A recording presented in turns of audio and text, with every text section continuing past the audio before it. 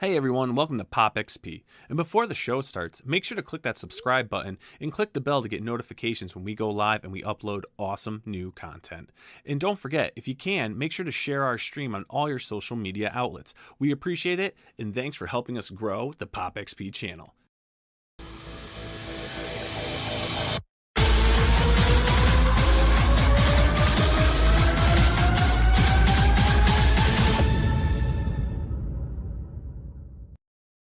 Hey, what is going on YouTube? It's the brain of the mainframe here in Nile Scala with the Pop XP. And are you ready to enter the world of crowdfunding comics? With a teen sensation, a man who will never age, but is oh so handsome. Oh, so handsome. Gucci. So handsome. Thank you. I always do this. He's like a Swiss Army knife. Whatever can be done, whatever the imagination can put together, a creative genius, Mr. Adam Lawson. Adam, Look at this guy right here.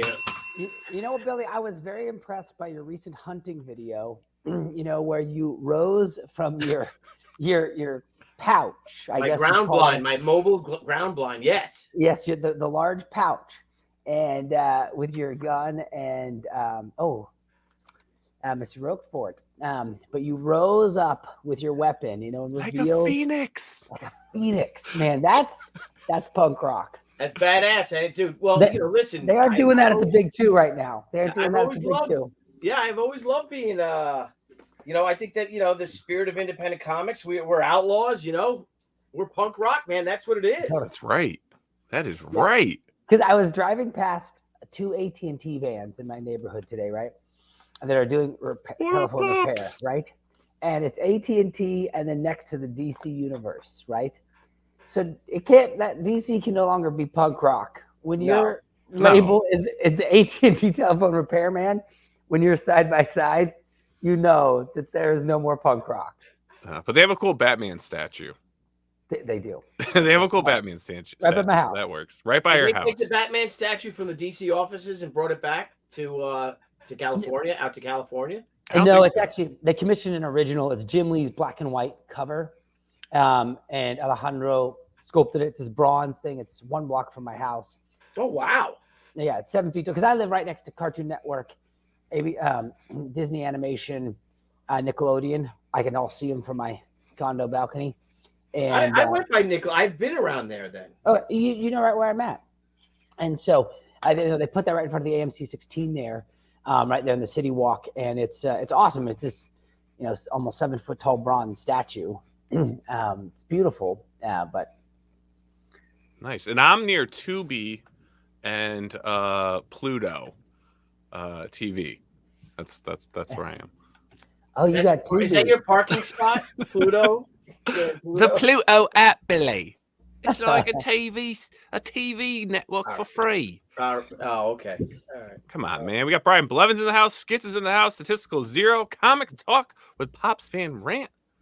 Mitographia. What's up, y'all? Well, we got a great show tonight. We have a great show tonight. Legend, man. This is awesome. Two nights in a row with 2 legends. I'm going to have to sleep with the lights on. I've been tracking Ben for a while. This guy's work is super one of a kind. I mean, this guy's stuff is... Let's throw that up there. Just look at that. This is a book he did before, Original Hate, that he did crowdfunded called Squidder. And you can see, he does all these pages. He's doing colors, letters, lines. He's the whole package. And you see, nothing looks like a Ben Templesmith book. It's something really, really special. And I remember I'd worked on the TV series for 30 Days of Night. And that was the first time I got introduced to it. And it's like, wow, what is this fresh take on comics, right? This look and feel that you couldn't really get with any other artist. Yeah. So I think that's a great introduction, don't you? Yeah, I do. Yeah, and what's cool too is that Ben probably illustrated the most terrifying vampires ever. There's no question. No question. No doubt. Unbelievable. Epic. You're definitely going to sleep with the lights on. You're definitely going to sleep with the lights on tonight. Ladies and gentlemen, please welcome Ben Templesmith. Oh. Hi. What's up, buddy? Hey. Hey, what are you drawing down there? I was just enjoying listening to you guys. You can put me back if you want. No. It was very nice, kind words. Thank you very much. Well, that's what we're paid to say. I don't take compliments well, but thank you. Well, my first... Go ahead, Billy. Well, Billy. my first question was going to be, Ben, how do you sleep at night? But then we learned you don't sleep at night. No, I have a standard answer to that one. Is that horror people, like the people that draw horrible stuff, are usually the nicest people. It's the people that draw Mickey Mouse and all the cute stuff that keep that all repressed and pent up inside. They're the people you don't get in the car with. Or go down the alley. They are messed up people. Well, I think you're right, Ben. They don't have to. The people drawing the cute stuff are hiding the phallic symbols in the Little Mermaid cover, right? You just have it out there. It's the people you least suspect who are doing the worst stuff. True. Of anything. True. Well, I think though that, like, you know, speaking mainstream comics or something. You know, Ben, I think when I first saw 30 Days of Night, you know, you have such a unique style, right? And I think that anybody who isn't familiar with it on the chat, you're missing out. But you're working traditionally, right? And you're doing the whole package on your book, right? You're lettering it, your lines, colors, the whole package, right? For that one or for this one? Oh, for this one. I can see if your original books. Yeah. Yeah, I do everything. The one thing I don't do is literally print the book, and I have like one guy proofread it maybe. I do everything else. So I call myself a producer. I like that. I'm logistics. I'm everything on this thing. On most of them. So. And what is your style? Like, how, as in regards to, like, how do you go about creating it? Is it a watercolor effect? What creates that beautiful color range? Good question. Oh, this is like Syria. Okay. Well, look at that. Well, that's too serious. I'm just scared. Are you putting sex in your books? It's for many years it was watercolor, gray toned watercolor on pencils and inks, and then I scan it in. And then I layer things and just colorize it a bit, but I use a mouse. I do not draw on computer. I still just use a mouse. So it's like 80% real world and 20% messing with the computer. And I still use watercolor and inks like these. Wow. To tone it up and stuff before I use like acrylic paint and stuff sometimes. And yeah. What inks do you use, Ben? I just got a whole bunch of these like. I know they're probably cheap as crap, but the Bombay ones, all different colors, because they're a lot more vibrant than watercolor. So, yeah. Hey, I got a question for you. You know, because someone obviously. No more questions. Sorry. I got a question. For you. Oz Great Sage, hoping you will ship to Australia in the near future. I want to back this campaign. Now, do you do digital with your books? Only on my Patreon fan club thing. Oh. I have like opinions on that. Please. Let's talk about this. What's your opinion on crowdfunding a comic? Why are you crowdfunding a comic? Is it to make a comic? Okay, assuming that it's already done, let's say. So it's a compilation of stuff you already got, especially. You're crowdfunding to raise money. In theory, the reason why crowdfunding exists is to make a thing, right? So I want it to make a physical book. So I'm not offering digital on the campaign. Although I am offering digital on my club thing anyway, like you can go there and read it anytime you want. But if I'm offering it that cheaper and digital, it's nice, but I think it can cannibalize the print sales anyway. So like I just want to have no option except to look. It's the print one. This is what it's for. Yeah, the digital can come later. That's fine, but yeah. Plus, smart, it's piracy and that stuff as well. So. Yeah. But I think you make a good point there. I like that, Ben, that your Patreon followers who are there for the day-to-day, right, are getting the digital, right? They're getting it immediate. They're the first. They already know this story.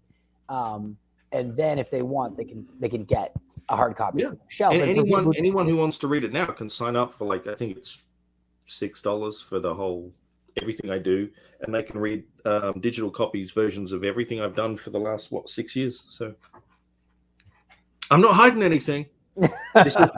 The campaign the crowdfunding is about making the book. So which is great because I was just thinking, you're looking at we're talking about the shipping, right? There's so many shipping issues right now, especially with Australia, right? I want to let them know. Yeah, I'm working on the Aussie thing, but the way that Indiegogo works and stuff is you had to put a price amount in Yeah. Otherwise, it would go with the rest of the world.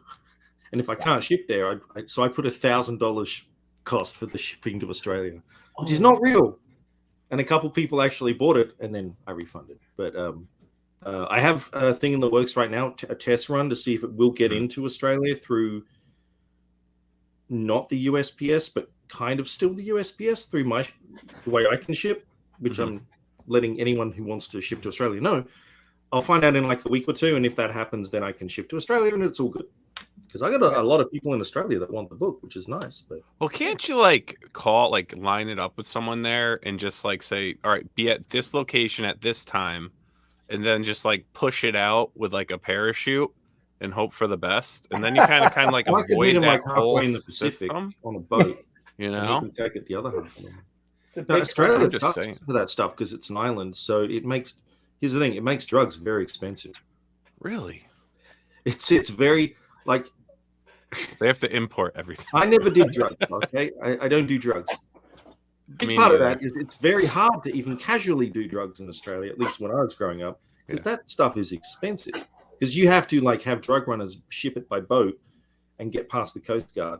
But it's harder than it sounds. Yeah, it's I really. have no doubt. Yeah, I bet. And he'll let Everything you is know hard to more get about in the Australia. strategies of getting across the border with your Yes. drugs Unless when you he grow does a little yourself. bit more research. What Ben is trying to tell you Ecstasy is that there sucks. are drugs hidden in this comic book, and that's why it can't get to Australia. Yeah. Just rip the corner off and just a little tab on there. I see It's what you're doing here, Ben. watercolor, guys. see It's what you're doing. watercolor. I can neither confirm nor deny there is half a pound of cocaine in every pack of books I send out. All for the low price of. You'll just have to find out. I have some Venezuelan and Colombian connections. And, Now, what about I do not. somebody suggested about sending something to Australia in bulk to maybe a comics retailer and paying that retailer maybe to then distribute it throughout the country from within Australia. You send I a guess pallet. if you trust them and you want to send them all because you're setting stuff other than the book too, right? So Yeah, stretch goals, all if that. they can put them together there, or if you just send them everything ready made or ready signed, I don't know. You send everything all boxed up. We send everything all prepped and packaged, right? Because that's what oh my god, I can't think of the name. Shit. You know, Do you know what I'm talking about, Ben, guys? you ever Probably work at not. Quartermaster Logistics? They that's how I run the board games through, and the way they do it is they have they have hubs in various parts of the world. Like they have one in Germany, the UK, the US, Canada, Mexico, and so they send them, business to business to their hub, and then their hub kicks it out inside the country. Anyways, but it's You mean that they're all prepackaged and then they just do that? no, they assemble it. They do the whole thing. You send them a SKU list and the backers and what SKUs they're getting, and they assemble it all together, package it safely, and they put it in through hubs. So that way it goes wherever you're printing from. It goes from the printer to their hub in Australia, to their one in the UK, or wherever you're sending it around the world. And then it goes out locally through their hub instead of you sending it Individually. individually. Yeah. If you got the volume, I guess that's worth it. Hell, Chad. The volume and the money. That's true. Yeah, there's a volume factor to that for sure.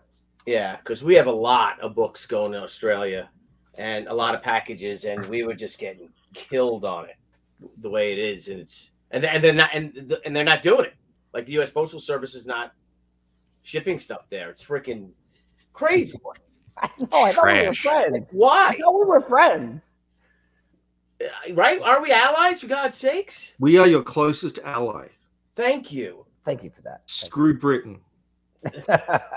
No, we are. We are the closest ally. We've been in every war. Yeah, with you guys have been in America. Vietnam with us. Yeah, we went to Vietnam. New Zealand didn't. Britain didn't. They all met. Fuck. Am I allowed to swear? I don't know. Yeah, You are allowed to swear. Australia's been. And you in guys it, have so Vegemite, and I love that stuff. What? There's something wrong with you, but that's okay. What? You got nice fresh toast. It's okay. Nice piece of toast, little veggie. It's actually pretty good with avocado too. How do you know? You're just not meant to put much on. That's all. No, a tiny bit. A little dab will do ya. A little dab will do ya. And a little butter too doesn't hurt. Yeah, you meant to have butter on it too. Yeah. Yeah, it's really good. I'm a foodie, Billy. Speaking of food, we're going to be having Max Miller on Tasting History, February 16th. Thank you for that plug. Well, Ben, we should talk about this campaign. And Yes, talk that's about what we're here for. We a ton don't. of stuff to unpack with this campaign. You have cool tiers. I'm also curious as to like where this story came from, because it's a lot like what It's you do. really cool. Hyper violent Really cool. and bizarre, and the characters are not handsome. And What do you talk about? They're handsome. yeah, true. They're handsome in a Neanderthal sort of way. But like that's like why Squitter was so cool. It's like, how does she get this sword? She like births out a sword. I only did that comic so I could draw a woman or a female thing give birth to a sword. Yeah, Is that right. her I mean, pronouns? That's the entire reason I did that book. Because I messed up, obviously. No, I was just having fun. It's all about having fun. And if you're having fun, hopefully that's authentic and the audience like it too. So I back that. that's why I do anything. Well, original hate, I mean, it's like, historical fiction, right? I mean, there seems to be like a lot of facts on prehistoric man. Can you throw the campaign up? Can you Like pull the this? campaign up? So here's the thing, there's this crazy Australian, a pseudoscientist that has a theory that the original boogeyman for the human race, the Homo sapiens, was like cannibalistic, predatory, Neanderthal, Bigfootish like creatures, right? That stopped humans moving through the Middle East into Europe for a long time, because apparently humans went halfway and then they went back to Africa, and then later on they came out again and went to Europe.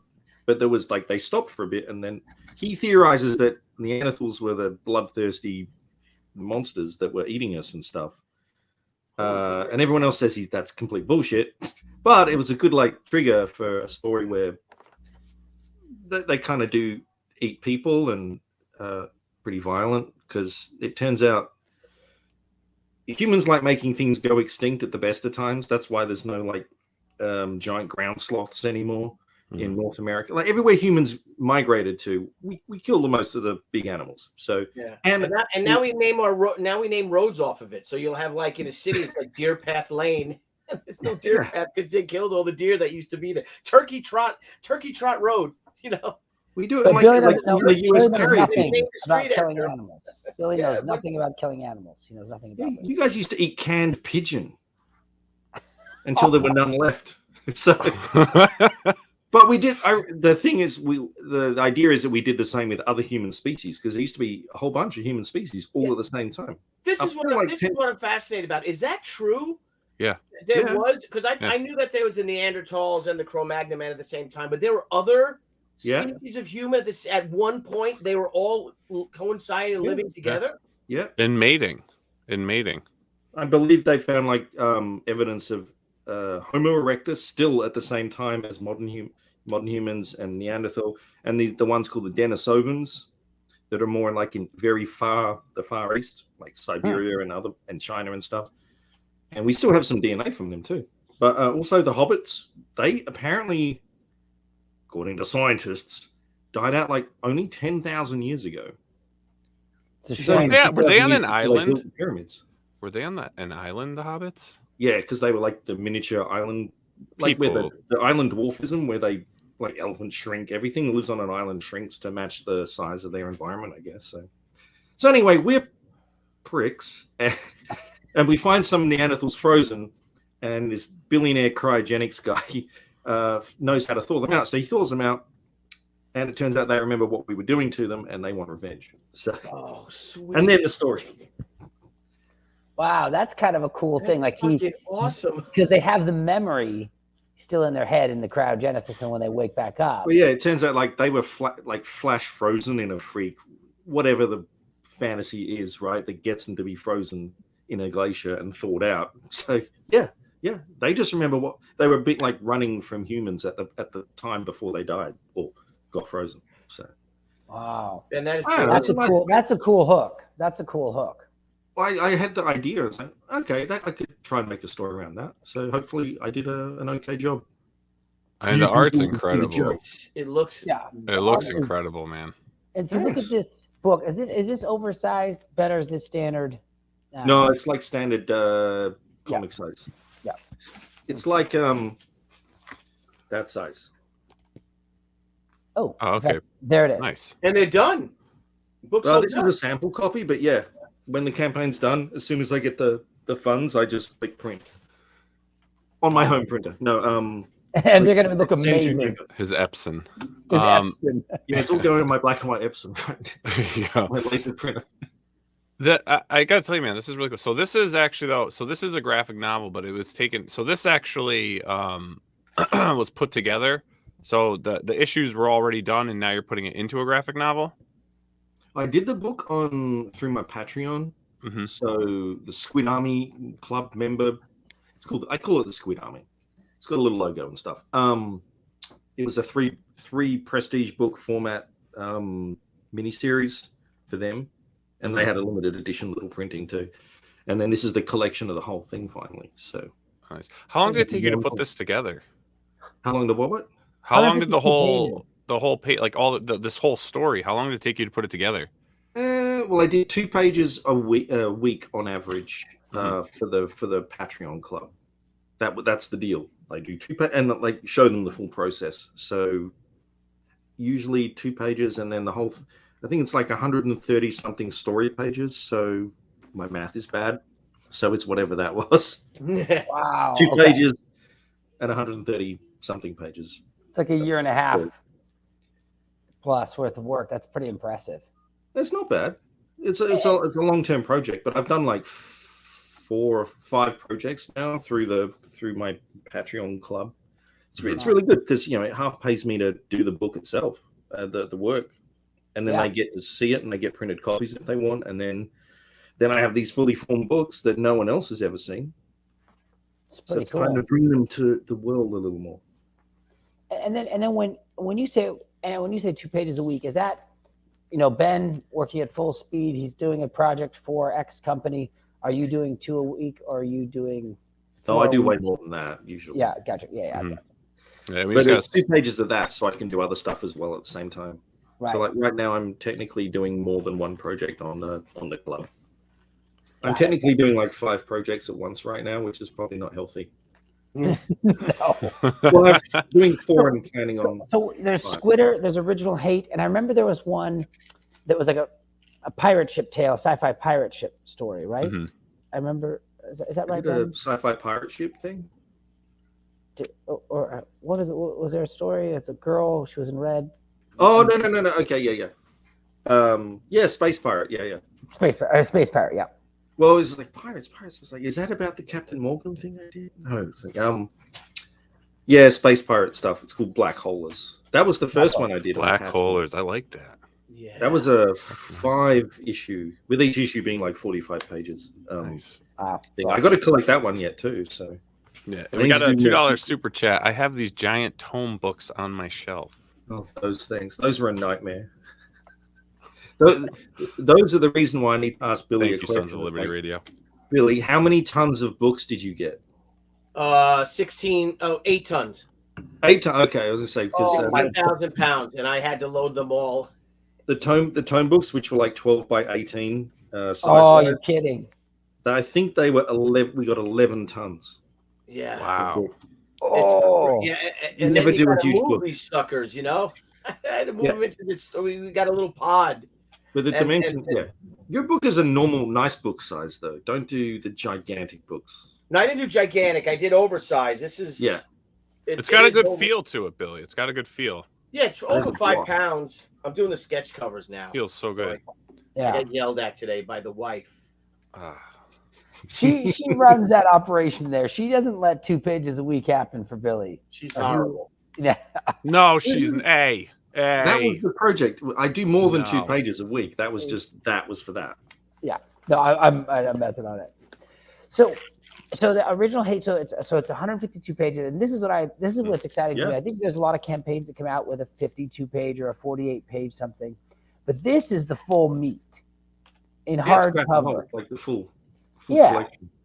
And for $34 to get an original graphic novel, 152 pages hardcover, I mean that's a sweet deal. For just like as a straight up deal, if you were at Barnes and Noble, that's a great deal. Wherever you get it, let alone that it's like something quite exclusive stretch goals and prints available. And that's kind of, this is, I think, the magic of crowdfunding, right? Like you, Ben, connect directly with an audience. You give them a package that's unavailable anywhere else, and it's a sweet deal. Like, that's. Can you be my manager? Yes, I'm working. Yes, I just need 25% of everything. Oh, crap. But it's a vulture. Well, I wanted to try and make it affordable, but it's not cheap, but it's not expensive, hopefully. So, I mean, very reasonable. It's a great price. The basic book's media mail in America, so it's like not too much more. So no. See, I did this book, The Kill Journal. We did it for $40. It has all this debossing in it, which gets a little pricey to do. Yeah, I like the same objective, Ben. It's like you want to give somebody that's reasonable. It's not $10, but it's as good of a price as you could give it to them. Yeah, but it's also like. I'm sorry. There's also not 50,000 copies of them out there. These are all limited runs, and then it gets expensive to print the darn things. Yeah. But that's what's cool about the crowdfunding thing, right? Because that you're getting like something special, and you're like part of the journey with the creator. Because it's not the stuff that you're going to typically go get, whether Diamond or whoever's distributing it to whatever stores. It's always something a little more special. That's what the crowdfunding's about. And then once your book's funded, you can print it in other formats if you want to distribute it. I also made very early on, and hopefully it pays off. The decision to only print domestically, or at least within North America if I can, because I know it costs more, but you get the books a lot quicker. Yeah. Oh yeah, depending on the paper shortage. Yeah. But yeah. But I mean, I know you can't do that with larger projects, and it's still, especially with the fancier type stuff you want to put on with the printing. Asia's a place to go, but it all comes on that boat. Usually, and they're all sitting out there, and they also you hear these horror stories that in China and in Korea that they'll steal your intellectual property. Oh yeah, I believe it. And they reprint it in Chinese or in Korean, and there's not a damn thing you can do about it. Mm-hmm. The worst thing that happened to me, which really screwed me up years ago on one, was, and they didn't tell me. Well, the American broker management didn't tell me for the longest time, so my book was 6 months late.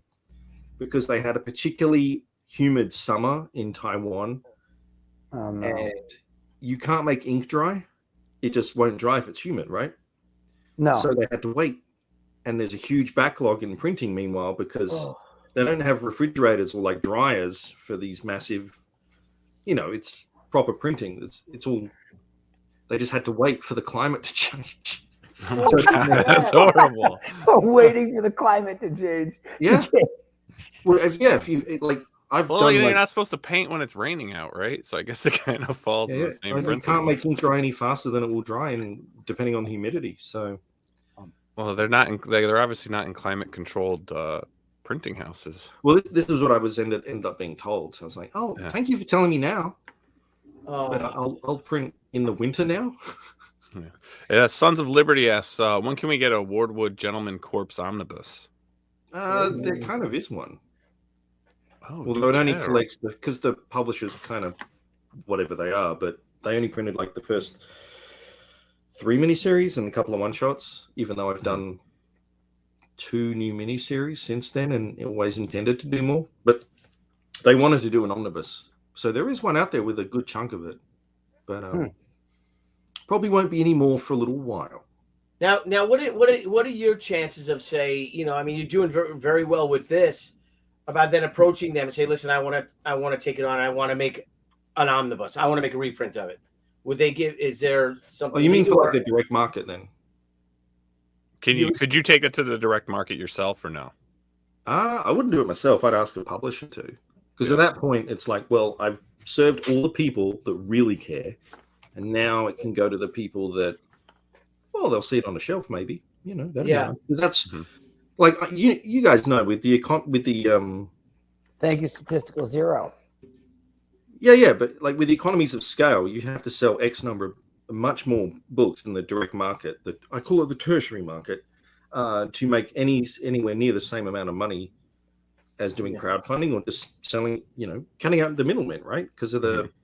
Diamond or whoever take a cut, and then you got to, the retailer takes their cut. So you're only getting a small percentage back on the copy. But at most you're getting 40, maybe 45% of the cover price. Yeah, but you can sell thousands and not have to do any of the work, which is the only real attraction, and gets it into stores. And, so hopefully at some point, maybe.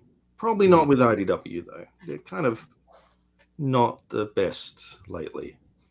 No. Yeah, they've been having a rough time. I mean, having a rough go at they're some all over the things. place. Yeah, it's a shame because I feel like they've had two amazing properties over the time, like original properties, right? Because they do a lot of derivative stuff. But 30 Days I thought was one of the exceptional ones, and then Lock and Key, I think have been kind of their two. Well, don't they have Teenage Mutant Ninja Turtles? Yes, but that's not their creation. No. That's easy. No, but they own the printing right, comic book rights. No, absolutely. But I'm saying where somebody took an original, something that didn't exist with them before, right? Because it didn't launch on IDW, right? Not original. No. Yeah, that's what I'm saying is. But 30 Days and Lock and Key launched through IDW. Yeah. Right, Ben? 30 Days a Night was the first regular format comic book IDW ever did. When they published that, they weren't actually a comic publisher. It was their first book. But the success of that book made them realize we could do more of these and get a movie every time, which doesn't happen. But that kicked off their whole publishing thing. But they've kind of come full circle now in that the Wormwood Gentleman Corpse thing I was talking about, they tried to develop it as a TV show in-house at one point. Which I'm like, okay, you try to do that. I found out what my involvement would be via press release. Oh, jeez. Yeah, which is creative consultant, nothing more.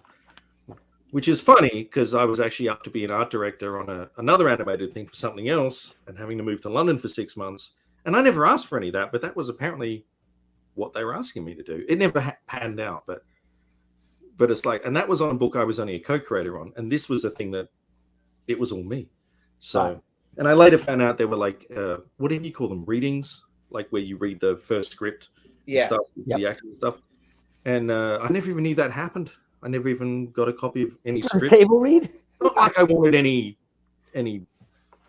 real involvement, but it's nice to even know that you exist. So, well, I work I work in television, and they're terrible about it. You know what I mean? And I love working in TV. I've directed, written over 100 episodes of TV. I love it, but there are weaknesses, and you just named one. They're not I'm not even saying I needed to be there or I wanted to be there. Just to know it even happened.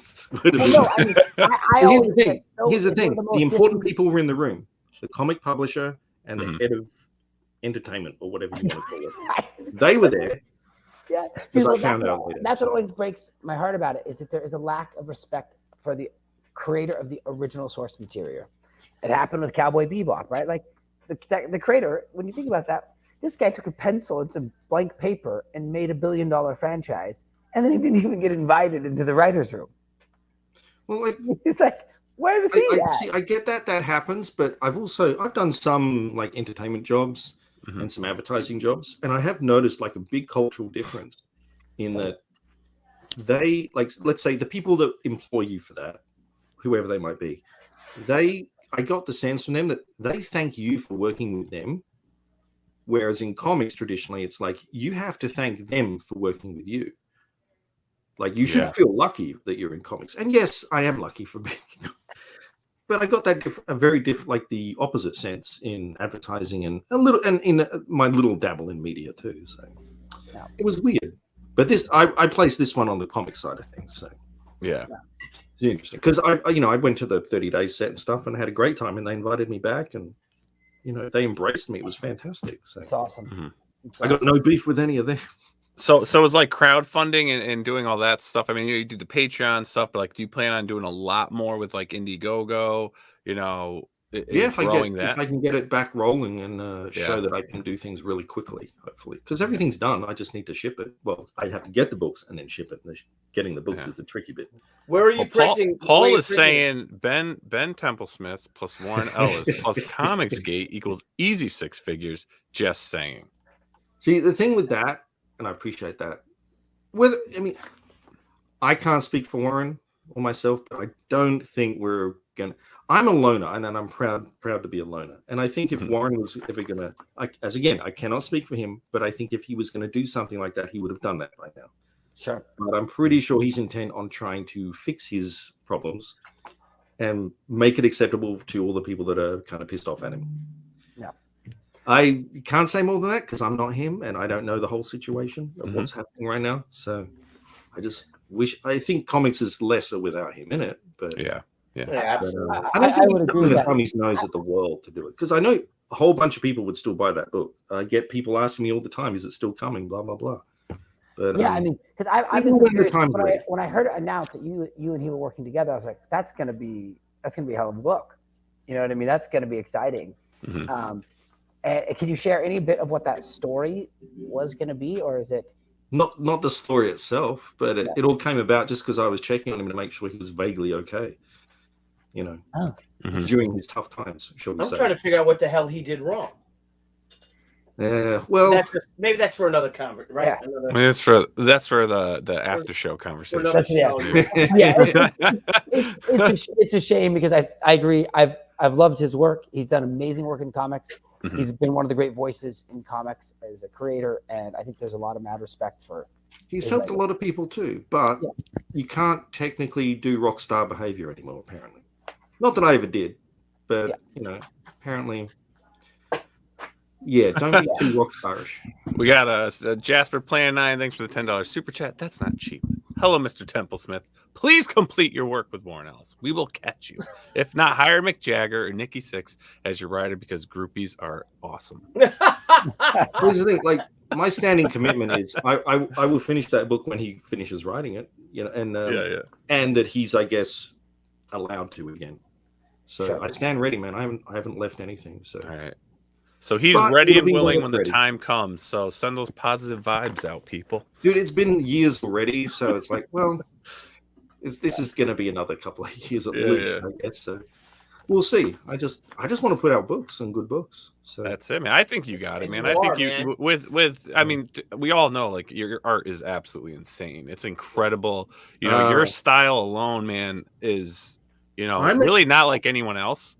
And it's just it's scary. It's fucking scary shit. I'm gonna appreciate you. Sleep with my lights on.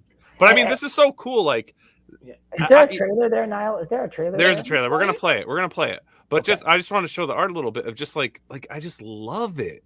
Like, there's just so much. Like, you don't even need you don't need any lettering or anything. You can just literally look at your pages and you understand the story. There is lettering there. I just didn't want to spoil it. So yeah, no, but I'm saying like you understand what's going on, and it's so cool, man. It really is. So yeah, let's play the campaign trailer.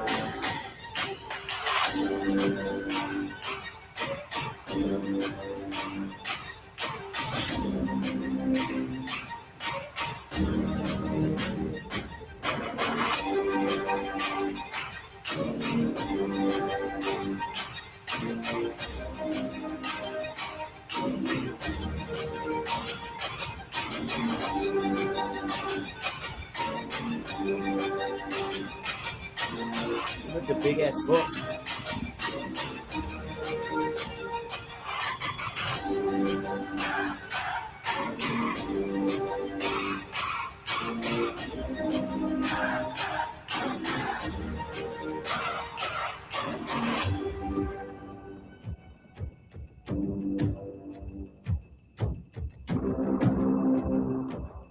It's gnarly. Oh my god. Awesome. Sorry.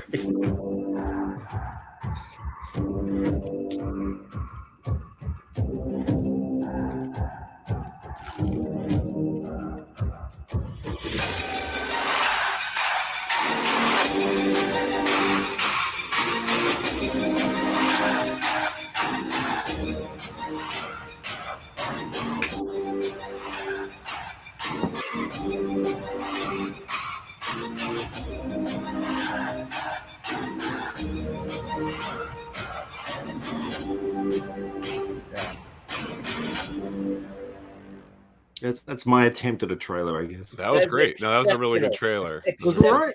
Yeah. It was right in that prime time frame too. Yeah. Just a little over 2 minutes. Now, Ben, I know. we I had, wanted to go as long as the song went. I'm sorry. No, it's fine. No, I love fantastic.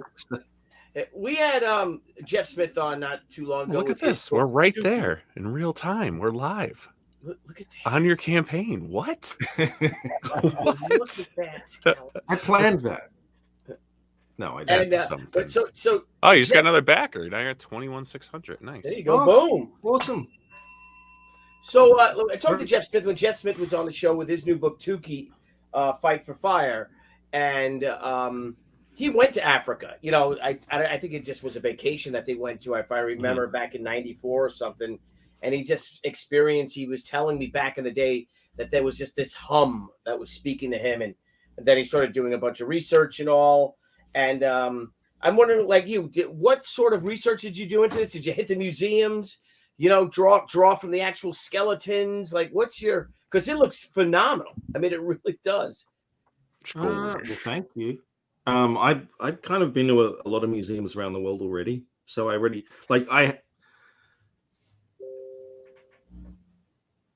what do you call it? Human evolution history, paleontology in general, and astronomy, I guess.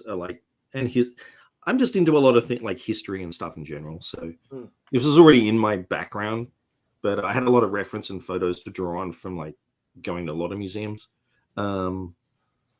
Yeah, I did research. I did some research. It's not historically accurate, obviously, because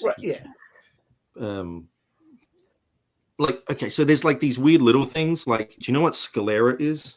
No. Sclera is the white of your eyes, or the not white, right? So we're the only great ape to have white eyes, white sclera, and with the colored pupil. Most of the other apes generally have like black or brown, dark brown pupils, sclera with like golden irises.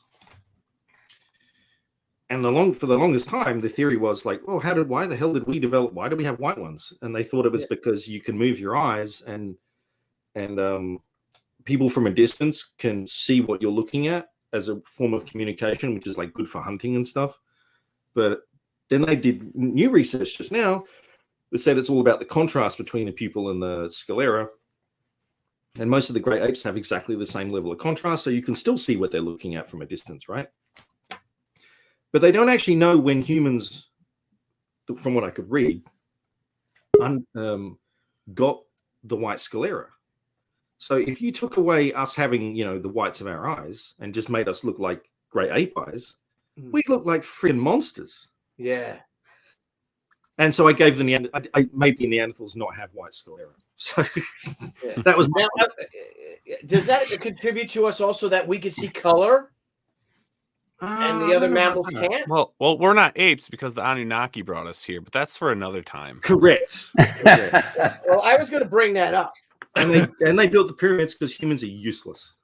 Correct. We can't build anything anymore anyway. But correct. I know for a time though we were pretty good. We could throw together pyramids. We could build sphinxes. Did we though? Have you ever been to Machu Picchu? We could build some real stuff. No, man, the Nazca lines. We did the Nazca lines. Those were UFOs. There is DNA found in South America, Australian DNA in a tribe in South America. Well, I actually read that. Research now actually has researchers thinking that intercontinental travel across the oceans may have happened. Obviously, probably was advanced civilizations talk. I mean, they were going like 30,000-40,000 years back. That's how old the DNA is. The genes don't lie, man.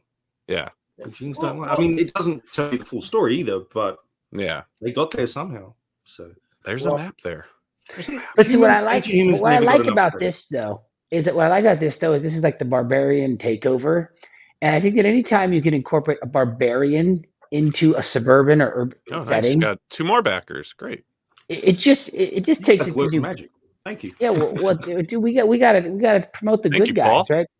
Paul, $71 tier contributed to 286. Thank you. Thank you, Paul. Thank you, Paul. Jasper Plan 9's 287. Thank you, Jasper. Thank you, Jasper. Well, I think that's what's cool. Is I love our people who come up for these streams because Well, because they put their money where their mouth is, right? Like they support indie creators. They don't just talk about it. Mhm. They put their money where their mouth is. And that's a different level of like fan and supporter. And they're just super cool for that. Well, this is like the best comic rack, really, if you think about it. We get to go through the books. You're with the creator. You can ask them a personal question. You can do, whatever you want to do. Well, I mean, a that's personal what's question? so fun. Personal. Like long walks on the beach. Long walks on the beach. My favorite. Your shoe size. Yeah. What? Yeah. You already gave a man your no, phone no. number What today. is your dating profile? What does your dating profile look like? Well, I'm married, so none. None. Statistical zeros, 281. But you I did like- give a man your phone number this evening, so you're doing pretty good. 3 so far, men. buddy. Oh, that's right. Boom. And I didn't even have to buy you a drink. So that's great. So what I found interesting is because I love this stuff, and Right. and as whoever you said the name of the race that came down and built the pyramids and all, and you see at the the American Museum of Natural History we were at a few years back, Mhm. and you see the lineage of all the skulls from say Lucy or whatever, all the way up to Neanderthal man, right? And they're very similar. And then you have the Cro-Magnon man, if that's what they still call, us. You see the us skull, Or Homo sapiens. the Homo sapiens skull, right with it at the same timeline as the Neanderthal skull. Now you can see that the Neanderthal comes from this lineage. If you look at the skulls, they're all very similar, but they're getting more human, I guess. I don't know. It's really like the brow and then the back of the skull. You see it starts enlarging. Yeah. And then the jawline and everything starts going down. Right, but and it's our wisdom still, teeth are not as wise anymore. Right, and some of us don't, and some of us are higher on the evolutionary scale than others who never had their wisdom And teeth. if you have that little hole here by your ear, you may have alien DNA. Just What throwing it hole? out there. The thing I think I remember from my research, from just generally liking You're this very stuff, serious. from my I need a pair of Archaeological glasses, research. right? Neanderthals like evolved from Homo erectus, which sounds really sexy, but so they were like the primitive ones, and we also came from Homo erectus, but they evolved first and moved out into from Africa, and we evolved second. So we're not like their brothers or sisters; we're like their cousins. So we're like once removed. So it's not like a steady increase anyway. It's like these were a whole nother separate line. Well, I heard too that it was probably a lot of interbreeding, which actually and we could still interbreed, and we were doing all of that. Yeah. We get up to a lot of mischief. Yeah, it's know like about dog Irish- breeds. Like That's a lot where of the them Irish can. came from. You know Like about dog lice, breeds. right? There was a human dog breeding situation for a time, and then it all settled into the Homo sapien. You That's know it. about lice, right? Yeah, familiar. Humans are the only animal on the planet to have two separate species of lice, or louse, whatever you call them. Because at some point, someone had some interesting business with a gorilla or a gorilla-like ancestor that had the other second species of lice. Because it's the head lice and the pubic lice. Crabs. It's disparaging, Ben. They classify them as it's, crabs. it's- don't I they? understand. And look, humans also, who discovered that you could milk a cow? Some sick. I'm just saying, humans, we do things. Well, yeah, because we're curious and we have thumbs We're very for curious. milking. Yeah, See, Apparently so that's some guy was just all like, this. is explained in Original Hate. Yeah, unfortunately, it's not. Well, conjecture, yeah, but If you get the tier, you get the back half of the book is actually going to be all of his research notes. well, the final stretch goal will be some pubic lice. Oh, Not and mine. one of those but- clear little containers. Yeah, Yeah. It's like what are those sea monkey kits or whatever? No, they I have are. it. I have it around somewhere, but I can't give it as a thing because I only have one. But I actually have some mammoth hair somewhere. Oh, Son of Liberty, parallel evolution. yes. And he says that's the term. My anthropology degree says so. See, there's many Well, then. smarter people than me. What is it? What is it? Do explain. Parallel evolution. Parallel evolution. So Interesting. Ben, I backed one of the original pages. Do you have an original thank you. page there? Of course. Are you kidding? That's Yeah. always like the prime. Do you have that you could My show God. other people in the stream tonight? You could see what one of those bad boys would look like. Yes. Yeah. Then after this, Nile, I want you to share the video link I shared because that shows just how far we have evolved. Okay, Nile. This is like an educational So program. all my work's like letter size. Oh yes. Oh, I only have like 20 pages left because the patrons have a habit of getting the pages. So Oh, there you Wow. go. You showed again. You froze up a little bit. I'm sorry. Yeah, Can you yeah. show that Yeah, again, try it Ben, one more please? time. here's a better one. See, yeah, that's dope. Bro, So that's it's your letter that's size. awesome. But it will be signed and numbered. Well, not numbered because it is numbered. It's got the details there. So Yeah. How many of the Neanderthals are there that are 7, 1, 2, 3, 4, 5, 7. cool? Did you ever buy those Aurora model kits when we were kids, Ben? Remember he had he was holding it up over the rock. They were snap together ones. No, I They don't were- know anything about those. What are those? Oh my god, they were Aurora model kits, and they were like you can get a woolly mammoth, you get a saber-toothed tiger, they called it. You got What? the cave. You guys don't know about these things? What are you talking How about? old do you think I am, Billy? Well, I'm also Australian. I'm like 43, so yeah, you were too young then. I never heard of those things. I will look them up though because they sound. Yeah, they're Said he was amazing. 14. Anyway. I'll find it and share. But Niall, can you share? Billy drops those kinds of things, Ben, to make himself feel younger. He says, "Oh, you're clearly No. the It's same like age." He just the whole does that. generational split stuff is marketing bullshit. You can tell your tribe, not your tribe necessarily.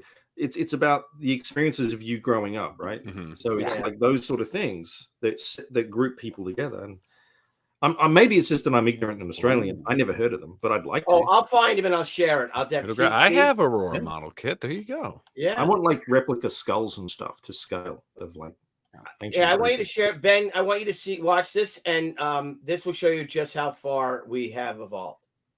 I'm gonna keep the sound off just in case. Oh, you need the sound. That's the whole point. yeah, but that's probably gonna get a copyright. All right, you strike. got to rewind. Now, if you just turn it off again. Oh my gosh. There we go. Play it, please. Thank you. Penguin takes his car into the shop, and the mechanic says he needs an hour to check it out. What kind of car? A damn penguin car, all right? Anyway, he goes across the street to the 7-Eleven to kill some time and get an ice cream. Penguins love ice cream. Really? Sure. But because he's got no hands, the poor little guy gets the ice cream all over his beak. It's going somewhere. So he goes back to the mechanic. The guy tells him, looks like it blew a seal. The penguin tells him, oh, that's just a little ice cream. Oh, blew a seal.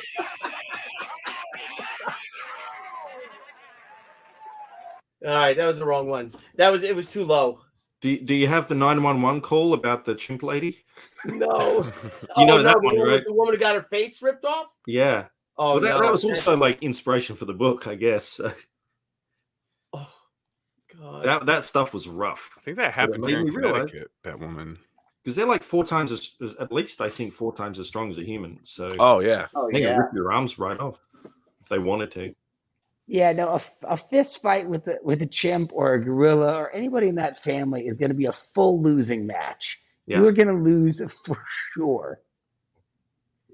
Which you made me think of So- some dark stuff. So He's like going into the zone. Original right Hate now. Volume 2, The Chimps. Yep. no, like Like Oh, no, crossbreeding I won't bring it. I humans won't and bring apes. it. Please, there's a moment of inspiration here. Please. No, it was just the horribleness of people. That's all in Indonesia. Oh. Like my favorite charity is to do with the orangutans because of it. So They Let's use just say- orangutans as prostitutes. yes, that. Is that what you were thinking of? That's what I was thinking of. Yeah, I do. No, They're because like I watched best like friends. there was an Australian news program called Foreign Correspondent that did a big report on it when I was like a teenager, and it blew my mind. I still remember it to this day. It's like that is the most messed up stuff I could ever think of. So like, Yeah. I When they really rescued wish, the Niall, you had female- never said that. I really wish you had never said that. yeah, In dude. all Because seriousness, I though, when can't they unlearn it, and rescued it's- the orangutans, like the female orangutans, whenever a human male would walk in, they would just go like spread eagle. They were like completely trained and they knew what they had to do. and that made me want to raise money for them. So Ugh. yeah, humans are pricks. Can be very yeah, and that's like that is literal. It's not human trafficking. It's even worse. I know. It's beneath that. You're right, Yeah. Ben. It's like there's the bottom of the barrel, human trafficking, and then you kick that out and went, aha, I found what's lower. No, I had to look that up recently because something else triggered that. So, like, it's weird that you know that, Niall. Yeah, you know why? Because I know it's fresh in my mind now. I distrust. I saw an article about that recently. Like, something came up where like another an animal rescue group came in to save them because they discovered that there was a group of female orangutan being used as really like prostitution. Yeah. The guys come in, do what they have to do, and they leave. And the orangutans have it the roughest because they're like the nicest ones and they're very not related to us. But they're like going extinct because all their rainforest is being used in candy bars. Yep. With palm oil and stuff. That's really sad. So, man, that's a downer. I'm sorry. Yeah, you are. Let's switch it over. Right? Original Hate, great comic. There are no Neanderthal prostitutes in the book. Thank you for that. Saved or otherwise. Thank you. Kind of cool. No, this thing's looking great. Oh, nice. You got some more backers. There Great. you go. Yeah, thank you so much. Yeah. The 22. Yeah. So what's it like in the getting your IPs, your work adapted to film? What is Any it like? fun stories? Jasper Plan 9 wants to know. Any shenanigans to talk about? Wait, what did he? I didn't see what he said. So he said, "Ask Ben to tell a story about showbiz shenanigans." Oh. I only got invited to the movie set by accident. That's another downer. Well, I don't know if they knew where I was living or anything. Well, like, you don't have contact with the movie people because it was all through people that didn't represent me anyway. And I was living in Australia, so fair enough. I got there by accident because Chris Ryle, I guess editor-in-chief at the time, I think he was, for IDW. Yeah. He was flying down to New Zealand because it was filmed in New Zealand to write a story for Wizard magazine on the whole thing. And he knew I lived in Australia and said, "Nice, I'll be in New Zealand. Do you want to fly over and see the set as well?" I'm like, yes. So I did. And then I did it again because they liked me. So it was very nice. So, now, did you and Adam ever cross paths? No, Adam went on like the second one, right? Yeah, so what I was working on was, so if you can imagine, while 30 Days of Night was shooting FearNet, which was an online video platform, they shot the series. They did 2 seasons of it, and what they shot is we shot the New Orleans storyline. Remember how in the first volume there's a story going on in Barrow, and then there's the story going on in New Orleans. Like the guy has the secret about it, and he's taking it through. Clearly, you know this. You wrote it. You made this. But we were shooting that. Yeah, I mean, I don't know why I just said that, Ben. Like, you remember this thing that you actually made with your hands? But we shot the New Orleans storyline, and then we did another season of it as well with the girl from the Saw movies. So we did 2 seasons of that. They were 6 episodes each, and so that was being shot in LA, not very close to New Zealand. But Niles, Steve Niles lives in LA, and so he came out, and he was quite lovely. But, yeah, I don't think he ever went to the first movie set. So yeah, and then they shot that second film, that direct-to-video film. In Canada, Ben was the director who also directed directed that second season of the online series, and really nice guy as well. But it kind of faded after that. But. Hey, Steve. Geez, how did Ben? How did this come together with Niles. Steve? How did you guys put this together? How did the 30 Days of Night come? Happen?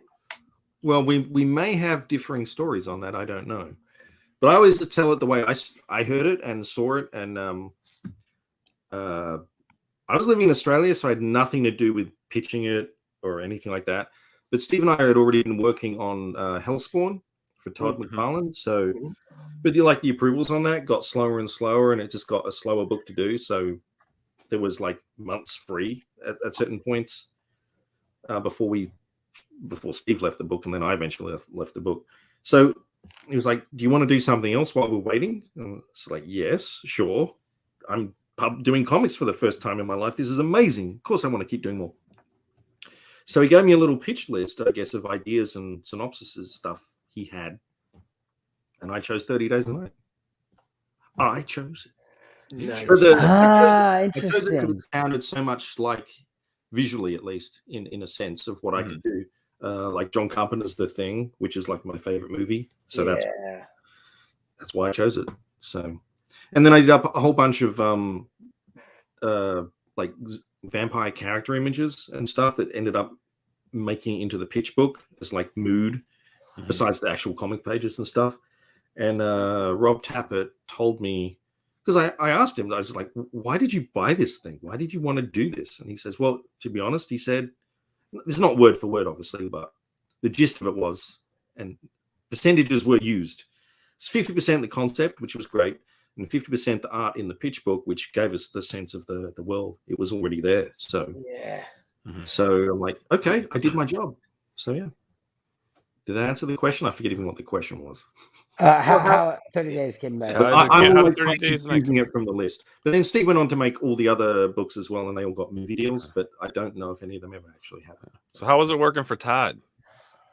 A lot of fun. Yeah. He never did wrong by me. We told the artist rules, apparently, or did. So there were no rules. It was really nice. Oh, that's cool. Yeah. Plus, the exchange rate was really good, so I doubled my money effectively. There you go. In Australia.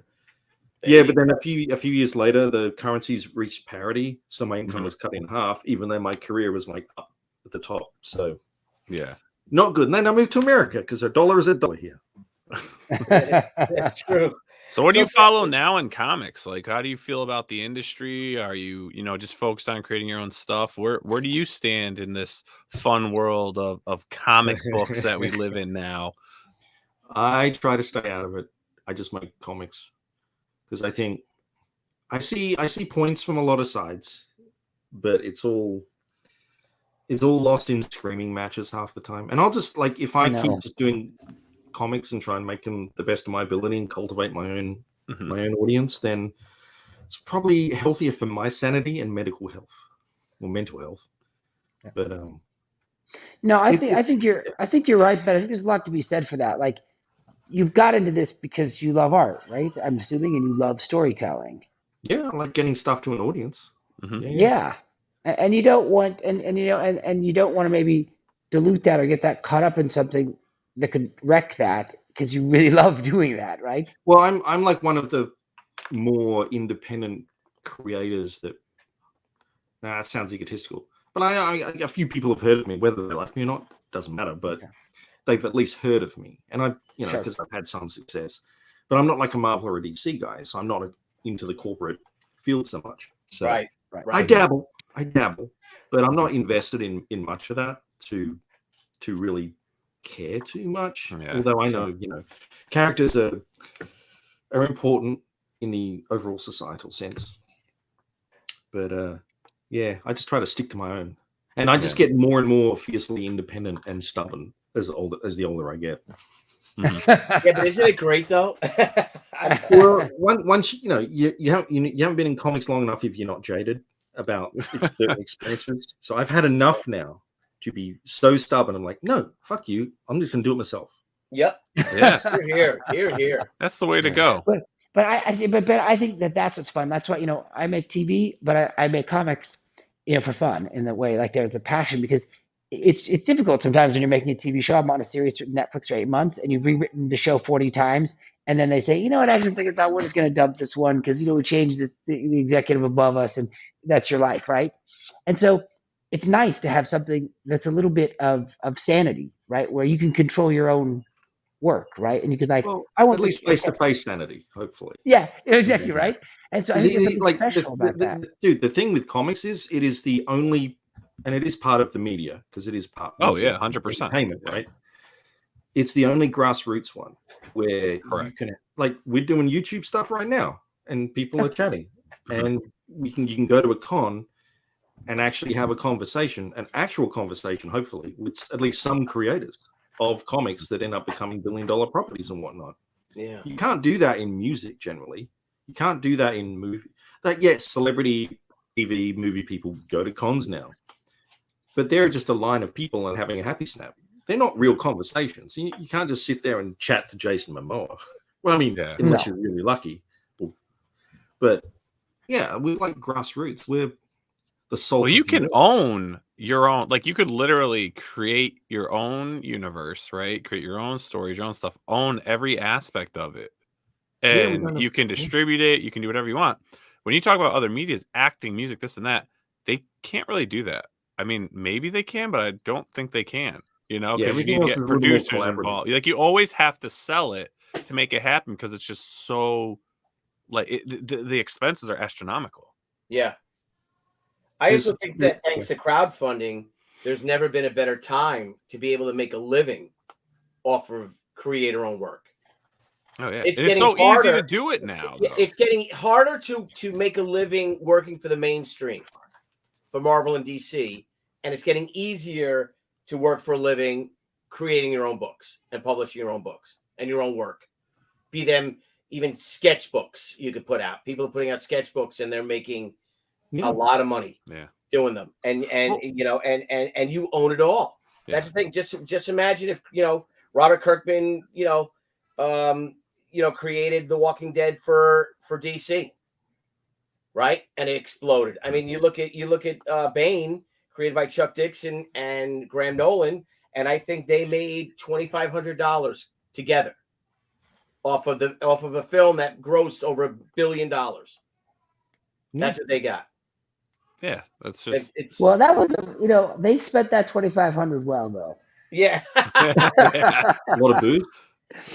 Yeah, but I agree with what you're saying, that there's something really special about that, about being connected and to what you're creating, and you being able to complete it.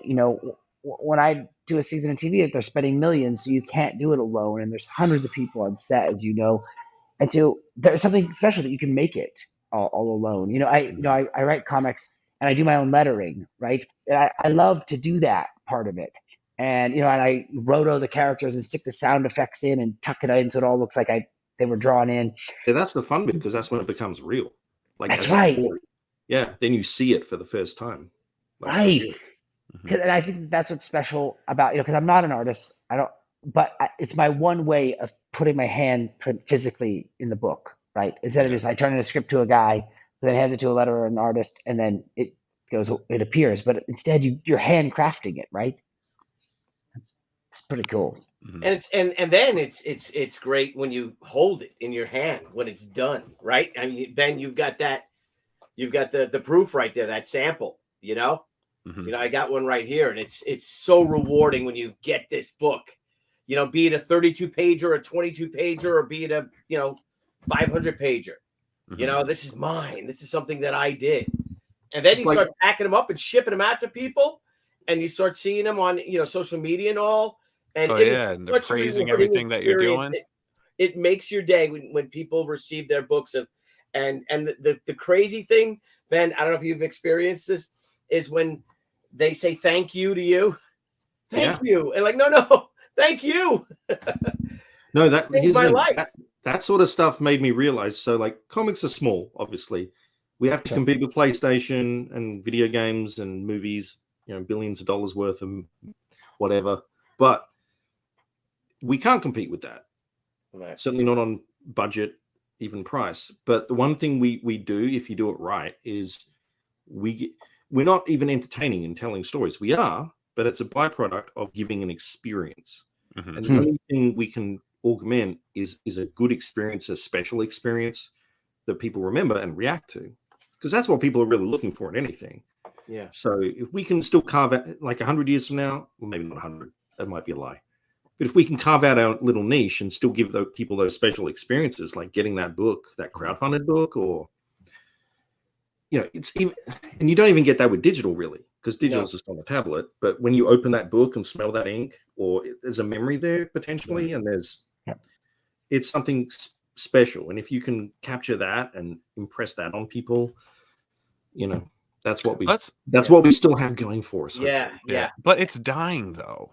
It is dying in a sense, because it's funny, when we had Wilson on last night, Will Portacio, we were talking about sales of comics. He's like, now it's like 40,000 copies is like amazing in mainstream comics. When the average was like, 400, 500,000 copies, but he made a good point. And we all know this. He's like, well, where do you go now? Right. Cause it's like, how do you bring in new readers? How do you do this? How do you do that? Besides the obvious of like where mainstream's at with storytelling and everything. But it's like, the kids aren't out shopping with their parents, not wanting to be at that store, but having the savior of a spinner rack or something there, a roller rack, whatever it is, that they could go and at least be like, hey, what's this? And maybe discover something. The discovery factor of comics for like newer generations of kids is like null and void now, where it's like we're feeding, everyone's trying to, I need to bring this into comics. We need to change characters for this and this and this. But you don't understand, I don't think people realize like you're feeding those same kids from 30 years ago that still like comics because you don't really have the next generations coming in because there's nothing to really draw them in. So they go with what's easy, which is digital, right? Like, why read a comic when I can watch this Netflix series, that Netflix series, or I can be a part of the story by playing the video game, So it's though now manga proves to be different, though. You're right. Manga does prove to be different. Yeah. Manga can be done. That's exactly right. And what Yeah. it is real. I mean, when I go to my Barnes and Noble, that manga section is packed. Well, it's massive. And it's kids in there, and they got stacks of 7 of them. Like, oh, dude, have you read this one yet? Oh, have you found out this one? And you're like, there's that feeling, right? Like, of like, ooh, did you catch this new one? Oh no, dude, Assassination Classroom. That's the one now. Oh, what? Yeah. How are they doing it? I'll tell you how. Yeah, please. Tell me how. How are they doing it? Okay, so yes, there's already an established readership, right? And I'm not sure about Europe, but I don't think Europe has the same problems that I call it the Anglo industry because it's the English language Western comics, right? Mm-hmm. I've been bitching about this ever since I was published. In that, you know what the population of America is right now? 330 million people. 330 million. So I don't know what the top selling monthly comic is right now. Is it 100,000 or is it a bit less? Yeah, it's about 100, somewhere between 100,000. You get like. So what percentage of that is 330 million people? That is abysmal. Right. So anyone that claims to be marketing in comics for the last 30 years, whatever, however long I've been in comics 20 years, and I guess this 21.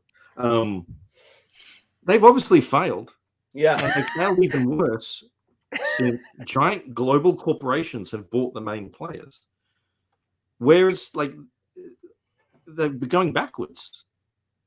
Yeah, it's instead of having 0.0001% of the population reading comics, it's 0.0 whatever, Yeah. So, manga sales in the U.S. are higher than our domestic comic book sales. Yeah, by a significant. But what I'm saying is, how are they doing it? They're not on spinner racks. They're not doing it.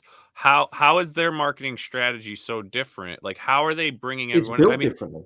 It's built differently. So you have all these amazing. I never see amazing advertisements for it. You don't need advertising. You have the content and the experience. You have these amazing anime shows that people go, gee, I really like that. Oh, wait, there's a whole book series of this, of the source material, and I can read the whole story while waiting for more anime to come out, maybe, or whatever. So they watch this thing that's generally, to my knowledge, I'm not claiming expert knowledge, a relatively faithful adaptation of the original work. Quite. They can then go and pick up these huge volumes that are numbered very easily, 1, 2, 3, 4, 5, 6, whatever, of the original stuff, and go, I'll read that. You don't have to find, reboot upon reboot of old series to figure out where's the origin of this character in this movie I just saw. You don't, like, Comics Perch put it succinctly. If you can put that stuff together and make it cohesive for new people to get into something like Thor or Spider-Man or Batman, whatever it is. Maybe not Batman. Everyone knows Batman. But you make it a lot easier for people to get started. So you're saying that they can watch the anime cartoons and pick up the books. Well, you might. It kind of like goes here and there. Just but Marvel didn't do it with the movies that blew up. Yeah, you didn't have the code. Here's what's shocking though is that the Avengers movie they didn't do it. Made $3 billion. It's the most profitable movie Endgame of all time, and yet it didn't increase the sales of Marvel Comics. because they weren't. There was no cohesion. There's no cohesion. There's no connection. cohesion. Where No. that's where manga gets you. Because I'll be honest, you know what? Most people who watch this show and this channel know that I'm not a huge manga guy. But I started getting into it because of gentlemen like Adam and some other streamers that I work with that have introduced me to stuff. And you know what? How am I getting into reading some of these books? Because I'm like, oh wow, look, this cartoon's pretty good, right? I'm like, so I wonder how the book is, right? And that's how they're grabbing. And that's what I'm saying. How are they doing it different? Because they have a formula. Well, the other thing is they're also doing new stories. What I was doing, I produced this series called Will Wheaton's Tabletop. It was a celebrity board gaming show. And when we would do an episode where they would play Settlers of Catan, which is the most popular board game in the world outside of the major, monopolies from, on Hasbro, the sales would not go up significantly. If we did a smaller title, the sales would go up 1,600%. People would have sold 40,000 copies of a board game. The show would drop, and in the next 6 months, it'd sell 160,000 copies of the game on a very regular basis. Mm-hmm. Because Batman has hit peak saturation. There's no more. It's tapped out. Whereas manga, I think, especially for the West, is bringing in characters and stories. If you pick up Chainsaw Man, there's not 17 movies. The Tim Burton version, the Nolan version. There's no movie. There's no rebooting. There's no rebooting. And it's 8 volumes, and it's amazing, and then it's done. And so it can be its own piece. So you can discover something new versus this. Do you think I'm wrong, Ben? I'm just trying to think. It's like, why are these? It's also, generally speaking, one genre in the Anglo comic world. Right. But manga is like multiple genres. So it's like the normal world of movies. That's right. There's romance, there's horror, there's fantasy, there's like sports ones. It's like, oh, there's about a volleyball team. It's just like not for me, but it's for someone. But then like the online stuff like Tapas and Webtoons are having some pretty big success too. Mm-hmm. But I mean, they're different kinds of comics too. But and they're getting turned into movies and stuff. I'll be honest, so that's why I also like, our show, it's the golden age of creators now with crowdfunding comics. I like backing I'm at the point though with how many books I back. It's like I do get like monthly books, because we're backing so many campaigns. Yeah. But once you get into like a cycle, it's not too bad. Even though I still have some that are 3 or 4 years now late. Anywho. That's for another time when I start calling these people out. But, I like the fact that, getting what like you guys are putting out, right, is like, it's not a monthly thing, but it's something to look forward to. And there's enough in between from other independent creators. Because like you said, our domestic comics, what we're doing here, I mean, Batman's like, how many more Batman stories can we have, right? How many more Superman stories can we have besides making just ridiculous changes that don't really make sense or bring any excitement to the storyline? But what I've noticed with manga, excuse me, all of a sudden I have a tickle in my throat. I see with manga books, however you pronounce it, is that there's always something fresh that comes in that's just like, that's crazy. Like when I saw Chainsaw Man, I'm like, this is absolutely nuts. Like, it's so like, nuts. what is this? It's so fun. But it's like everyone's talking about it, and again, like I've gotten into so many different things. Like I was just like, obviously more pop stuff like Attack on Titan, things like that. But like, it really is bringing like that's kind of crazy because everyone's just always yelling in these cartoons, but they grip you. But every little thing's just like, how dare you? Why would you ever do that? That makes no sense. Thank you for giving my pen back. And then it's just like, it's crazy, but it's so entertaining. Like, just imagine what domestic comics could be if they could have that cohesion, because now it's like you get a fix no matter what. So if your season ended, you've got, books to read, or you find another series that's very similar that can still feed it, but it's still fresh, And that's why, man, fresh, it's like nuts, like fresh, like really hate. fresh, like wow, hate. You guys think of some crazy. You guys are nuts over there. Yeah. What are you guys eating? It's also just the attraction that it's a different culture, so they have different sensibilities, different storytelling techniques. Sure. And it's like fresh for us. It is fresh. It's cool. It's nice. It is. And we got a super chat in from Snorum 11 something. Bat Billy Tucci. I got the she the other week. The PO left it on the porch in the snow when I was out of town. No. Bone dry inside. Great job, Deb. No, Deb didn't pack it, so I packed it. Nile packed it. Mike Renzini packed it. Sola packed it. AJ packed it. I packed it. Debbie didn't pack it. That's why I put things in the plastic sleeves. But she put everything You together. got to. Yeah, you got to. Yeah, we did bubble wrap plastic sleeves. I had old Scalawags came down. I came down and hung out. Hung out. Yes. Yeah. And we didn't even drink. Well, we should give Ben's we're campaign gonna one pop last back push, into the and then let him go. He's been super kind to give us this. You much really time. want to be like my agent manager, don't you? Yeah. You're selling it. Thank you, man. All right, we got another. Well, we got to let people know because this is what $21,877. I'm personally very excited about. This We need to hit 22,000 tonight, guys. Thanks very much. By the I already time blew through like the 4 stretch goals, so the next one's at 30. So all right, 22. 22. Make it happen, baby. people. Well, But what it's- the? It's gorgeous. It is a gorgeous gorgeous. book, man. I know you don't. You said you don't take well to the compliments, but it's absolutely. It looks fantastic, man. Yeah. it's an Australian character trait. You got to be humble, so it's not like, yeah, I agree, I'm fantastic. Yeah, thank you very much. And if real quick, and we can jump back into this, but I found the Aurora model kits, and they were huge. If I may share, Nile. Yeah. Pop Okay, in. and They're not the wooden ones, right? With like the wooden. No, they're plastic. I think they were. Oh man, I never snapped had them. together. I had the wooden balsa wood type Yeah. stuff. Now, can you put us on the side, on the left? Yep. There you go. But so let's watch. There's no sound. But that the Woolly Mammoth Is that like plastic or is the, that like the a tar painting? pit. Let's see the La Brea tar pit. Yeah, they're plastic models. They came out in 1970. That woolly rhinoceros is on cocaine. Yeah, it is. Then that whatever for. Oh, the That's terror insane. birds, man. Yeah. They were crazy. These things are unbelievable. The cave bear. But these things were so great, and you would collect them all and put them all together, and you could have Very you had a cool. Cro-Magnon man, you had the Neanderthal, say the saber-tooth tiger. You could have them fighting them. The men came with clubs. Were they like to scale? Yeah, I don't know. I like it when they're to scale. I think yes, they were because like the Allosaurus, they have an Allosaurus. The Woolly Mammoth was gigantic, Oh, good. Yeah. It's just, and then they had the cave, so you could build a I love cave. it, and right. you could, did he not show that? Did he not have the cave? He didn't do all of them. I'm not sure what he has here. No, these are the same Yeah, ones. It's just showing the same ones. Yeah, he's on the same one, but they'll show the box art afterwards, so we can hit that. Nice.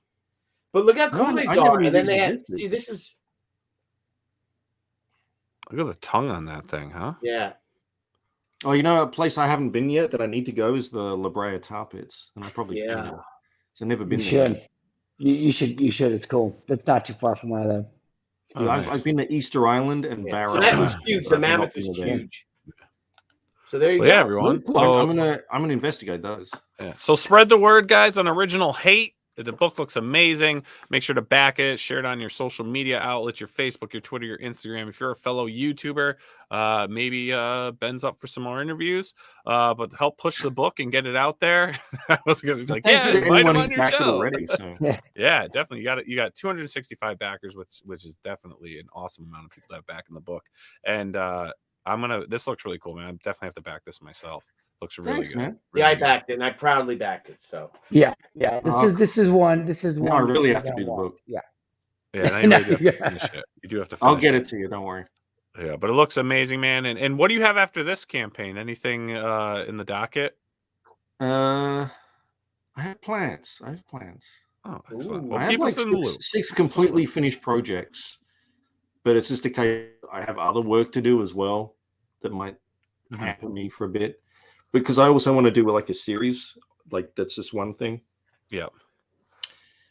I don't know. And I do want to try, Kickstarter again as well at some point. I like Yeah. both platforms. I want to do both. I don't see why you can't do both. yeah, do both. I do Billy both. does both. Yeah. I drop it on chose both. Indiegogo for several reasons. One is that I want to make it less of a dirty word among some groups of people, because it's just another platform, That's honestly. all it is. Yeah. It has some great differences, like the secret tier and stuff like that, which you can give to your special group of people. Yep, which is that's a amazing. very cool thing. Yep. Yeah. And the whole layout is much cleaner, I found, than Kickstarter as well. So And you can actually see what you're backing. Thank you, David. So there's yeah, and they charge you immediately, so it's just like you're buying something. yes. Because with Kickstarter, it's like when the campaign ends, they charge you, and suddenly you have all this money go out of your account, and you don't know, wait, I forgot all about that expense that was coming up. So Right. I know. doesn't Then matter you, for then you really risky, lose but- this big chunk of people, and it's yeah. miserable. I like it when you get charged when you make your choice. So, Yeah. but refunding is also very easy. So I like that way of doing it. Yeah, they're great. Again, it's like you said, it's a whole nother platform. It's a whole nother revenue stream. It's a whole nother audience. Yeah. So And but if I everybody can help deserves get a a little few more penny. people onto that platform, just like it's just another platform. Yeah. Then Yeah. we're spreading the word for comics and getting more people into them. So Exactly. Very good. And That's all everyone that really deserves a counts. little Ben Templesmith, for God's sakes. That's it. A little bit. A little bit. Everyone needs to sleep with their lights on every now and then. Yeah. But everyone, thanks so much for tuning in tonight for Crowdfunding Comics. It's guys. awesome having Ben Templesmith on the show. I hope you'll join Thanks us for again having and me. hang out on future streams if you'd like. And again, everyone, make sure to check out Original Hate. Back it if you love it. And remember, a share is better than not backing at all, because you may know Right. one person or 50 people that may back that book. So everyone have yourselves a great night. I think the professionals are happening tomorrow night, Billy. Is that true? Yeah, we're on Fraga's channel, but I don't know what we're doing.